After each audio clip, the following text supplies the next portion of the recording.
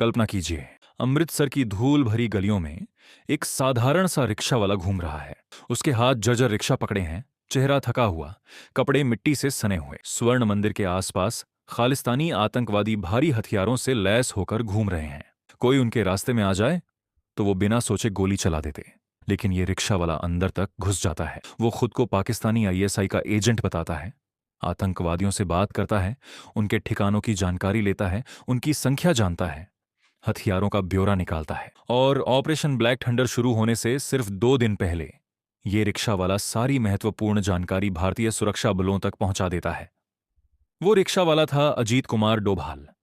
ये कोई फिल्मी कहानी नहीं, बल्कि 1988 का सच्चा घटनाक्रम है। स्वर्ण मंदिर में छिपे खालिस्तानी आतंकवादियों के खिलाफ चलाए गए ऑपरेशन ब्लैक थंडर में अजीत डोभाल ने अंडरकवर मिशन किया। उन्होंने रिक्शा पुलर का रूप धारण कर आतंकवादियों के बीच घुसकर महत्वपूर्ण खुफिया जानकारी इकट्ठा की। जब ऑपरेशन शुरू हुआ तो वे खुद मंदिर परिसर के अंदर थे और सुरक्षा बलों को रियल टाइम जानकारी देते रहे। इस साहस के लिए उन्हें कीर्ति चक्र से सम्मानित किया गया। अजीत कुमार डोभाल का जन्म 20 जनवरी 1945 को उत्तराखंड के पौड़ी गढ़वाल जिले के छोटे से गांव घिरी बनेलस्यू में हुआ था। उनके पिता मेजर गुणानंद डोभाल भारतीय सेना में बंगाल सैपर्स रेजिमेंट में अधिकारी थे। परिवार में अनुशासन और देशभक्ति का माहौल था। बचपन में अजीत की पढ़ाई अजमेर मिलिट्री स्कूल में हुई, जहां शारीरिक फिटनेस और अनुशासन पर खास ध्यान दिया जाता था।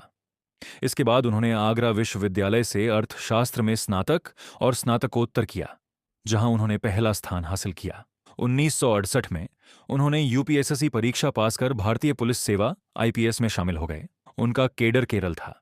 शुरू में वे केरल के कोट्टायम जिले में एएसपी के रूप में तैनात रहे, लेकिन जल्द ही उनकी प्रतिभा खुफिया क्षेत्र की ओर खिंची। 1972 में वे इंटेलिजेंस ब्यूरो आईबी में शामिल हो गए। यहीं से शुरू हुआ उनका लंबा और रहस्यमयी सफर, जहां नाम कमाने से ज्यादा मिशन पूरा करना महत्वपूर्ण था।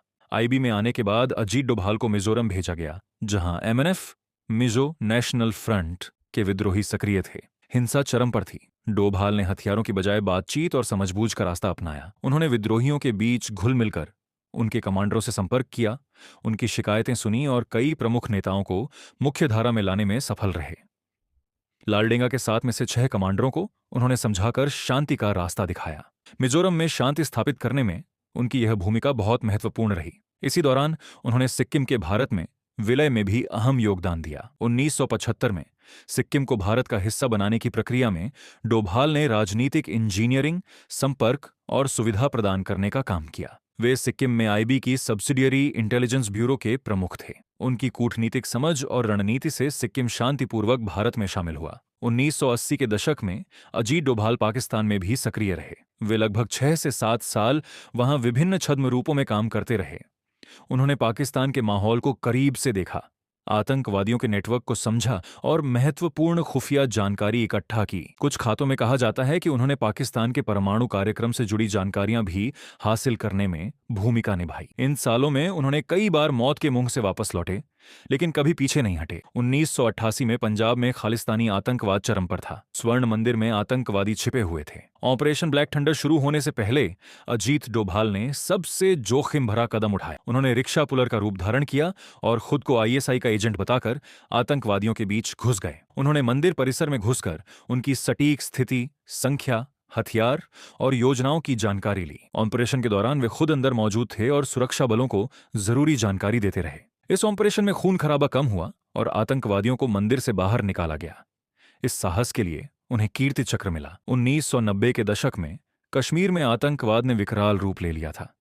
यहां भी डोभाल ने महत्वपूर्ण भूमिका निभाई। उन्होंने कई अलगाववादियों और मिलिटेंट्स को मुख्यधारा में लाने का प्रयास किया। एक प्रमुख उदाहरण कश्मीरी मिलिटेंट कुका पर्रे का है, जिन्हें डोभाल की रणनीति और बातचीत से भारत समर्थक बनाया गया। कुका पर्रे बाद में शिक्षा के क्षेत्र में सक्रिय रहे। डोभाल ने कश्मीर में सुरक्षा बलों के समन्वय को मजबूत किया और आतंकवाद के खिलाफ सक्रिय रणनीति अपनाई। 1999 में इंडियन एयरलाइंस की फ्लाइट IC 814 का हाईजैकिंग संकट आया। प्लेन को कंधार ले जाया गया। अजीत डोभाल नेगोशिएशन टीम का हिस्सा थे। उन्होंने कंधार जाकर बातचीत की और स्थिति को नियंत्रित रखने में मदद की। उन्होंने 1971 से 1999 के बीच भारतीय एयरलाइंस की कई हाईजैकिंग घटनाओं को समाप्त करने में भी भूमिका निभाई। जनवरी 2005 में अजीत डोभाल इंटेलिजेंस ब्यूरो के डायरेक्टर के पद से रिटायर हुए, लेकिन उन्होंने राष्ट्रीय सुरक्षा पर काम जारी रखा। उन्होंने विवेकानंद इंटरनेशनल फाउंडेशन नामक थिंक टैंक की स्थापना की, जहां उन्होंने सुरक्षा नीतियों पर शोध किया। 30 मई 2014 को प्रधानमंत्री नरेंद्र मोदी ने उन्हें भारत के नेशनल सिक्योरिटी एडवाइजर (NSA) नियुक्त किया।